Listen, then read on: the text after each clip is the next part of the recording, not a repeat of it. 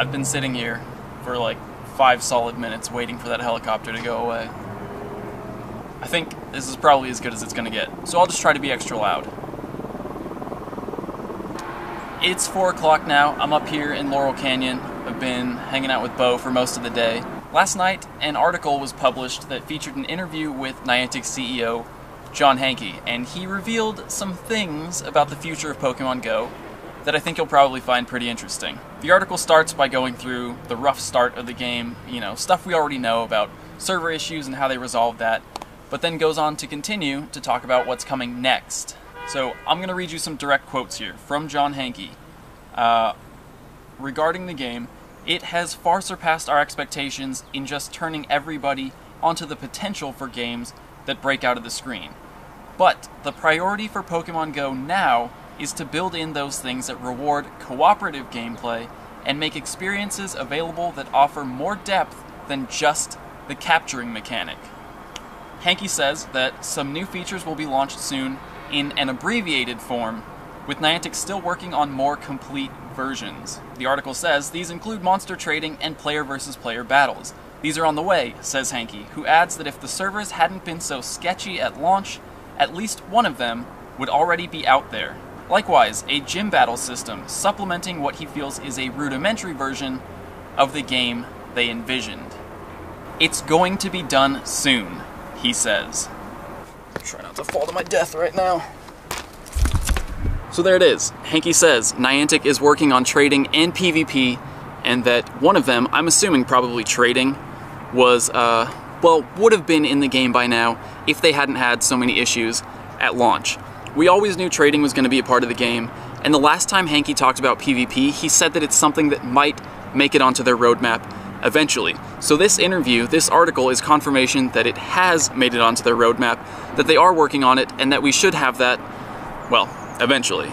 Interestingly, he also calls the current battle system rudimentary and says that they're working to improve that and expand on it. That likely means adding things like status effects and moves that increase or decrease your stats during a battle, but hopefully also includes a rework of the gym system to include more than just tapping and swiping. So don't lose hope, there is definitely more coming to Pokemon Go's battle system in the future. Regarding trading, a lot of people are worried that trading might be easily abused by people with multiple accounts or by botters or spoofers. Even bullies was one concern that was brought up on Reddit. So I just want to go over my idea for how trading should work. This is something I've talked about previously on the channel, but with this new news, I feel like it's probably good to talk about it again. Obviously, one of the biggest concerns with trading is safety.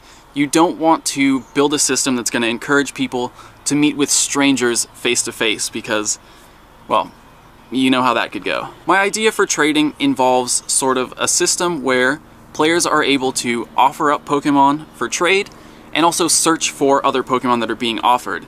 Now, in order for trading not to completely break the game, it has to be done not face to face, but within a small radius of the person you're trading with. If you could trade globally, you could trade for all the region exclusives without ever having to meet someone who's traveled or who's from that region, and that would essentially just ruin region exclusives. They wouldn't be exclusive anymore if everyone around the world could get them with no problem. So my system works like this.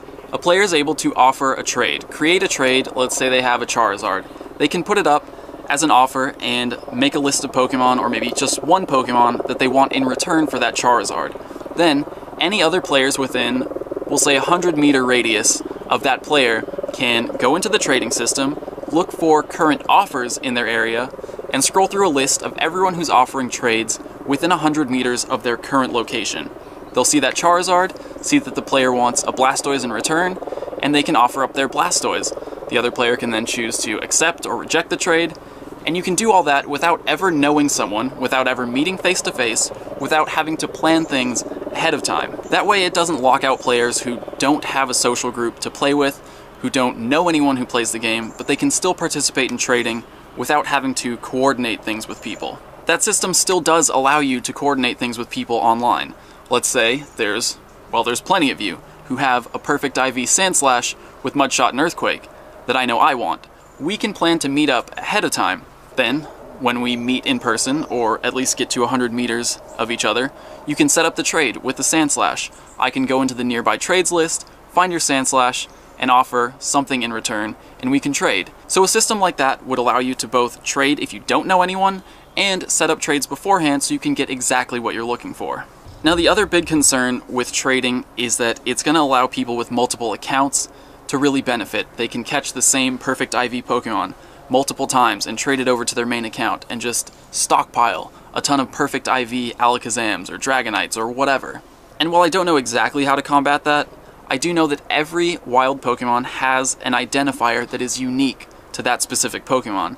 And it's possible that Niantic could limit you to only having one of that Pokemon. So, if two people catch the same Chansey spawn, you can't trade that same Chansey to an account that already has it. It could say something like, you already own that Pokemon, which might be confusing for some people because, well, you can trade sometimes if you own a Chansey, but not other times. But it is, just off the top of my head, one potential way to stop people with multiple accounts from abusing a trading system. And obviously there are concerns with spoofers going to locations and getting rare Pokemon, strong Pokemon, and then trading them for profit, which is definitely a potential issue. So maybe there's going to be some kind of limit on trading. Hopefully it doesn't cost anything. Hopefully you don't have to spend coins on an item that's going to allow you to trade with people. But putting a limit on it would really prevent people from benefiting too much from exploiting the system. Regardless, I'm sure Niantic has thought a lot about it, and hopefully this rudimentary or first stage trading system that comes out soon will have a lot of protections in place to prevent abuse of the system. Hanky also goes on within the article to talk about the tracker and basically confirms what I've been saying for a while, that the original tracker with footsteps, well, that it's never coming back. Also, check this out. The rain knocked this wall down. One final note that I want to touch on. Hanky also says, my heart is really with events, and that's something I really want us to try to solve in 2017. It's complicated, though, to do them at the scale that Pokemon Go demands, but to me, that would be the best demonstration of the vision of this company, which is all about people playing games together, outside, with other people.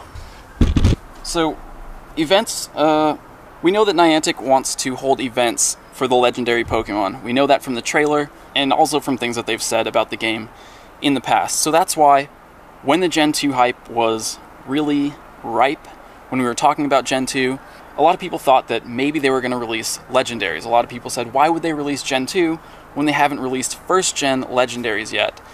And I always try to remind people that they want to hold events for legendaries, because these are special Pokemon. These are typically one-off Pokemon in the Pokemon universe. There aren't multiples of this species. And Niantic has held events for their other game, Ingress, in the past, and continue to do so now. But to hold those types of events at, like Hanky says, the scale that Pokemon Go demands, it requires a lot of planning. There will be, most likely, hundreds of thousands of people coming to these events. We know that 100,000 people came to Ishinomaki during that 2-week period for the Lapras event.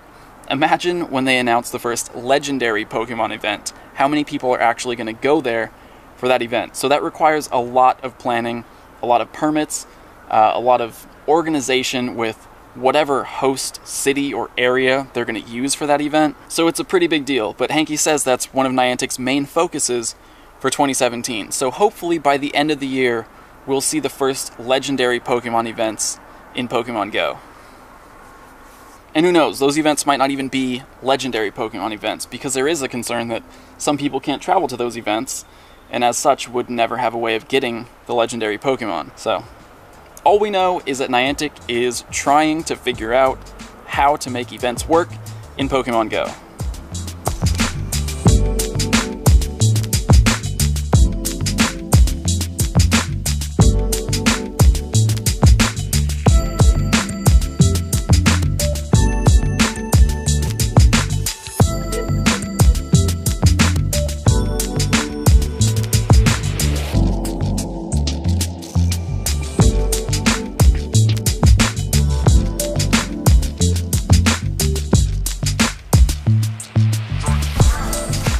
Well, welcome to 6 o'clock at night.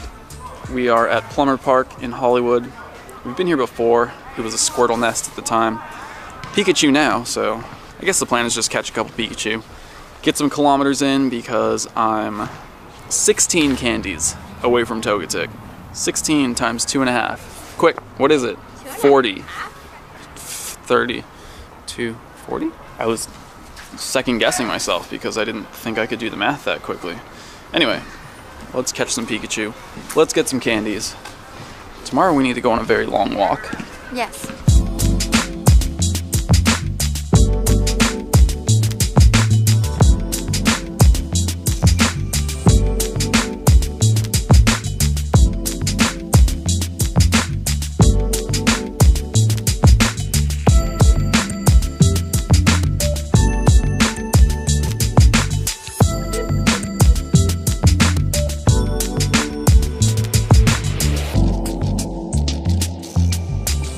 Alright, well I accidentally hatched that egg while I was setting up the camera.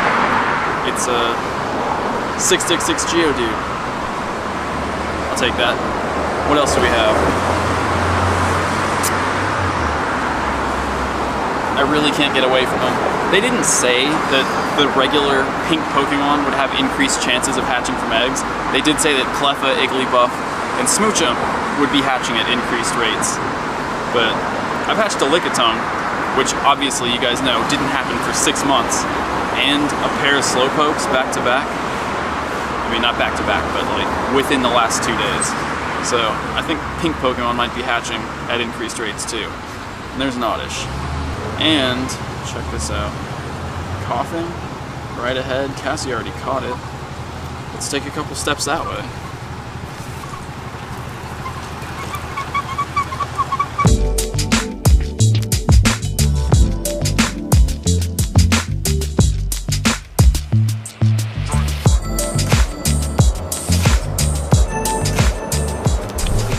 With that coughing catch, I have enough candies to evolve my second ever Weezing, so that's cool.